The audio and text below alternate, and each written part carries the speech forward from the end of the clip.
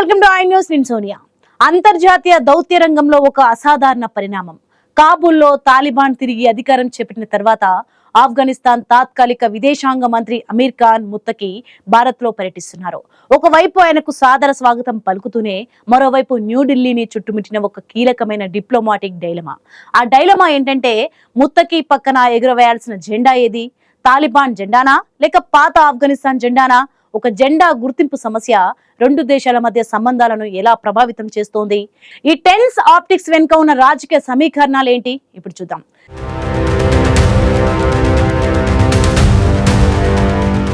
గుర్తింపు లేని జెండాకు హోదా ఎలా ఇవ్వాలి?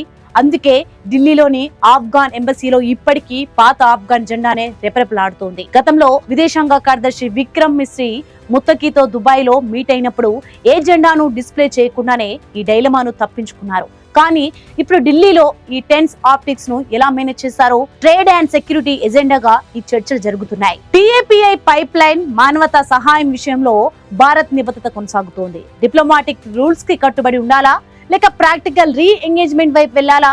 జెండా డైలమా మధ్య సాగుతున్న ముత్తకి పర్యటన ఆఫ్ఘనిస్తాన్ భారత్ సంబంధాల భవిష్యత్తును నిర్ణయించబోతోంది.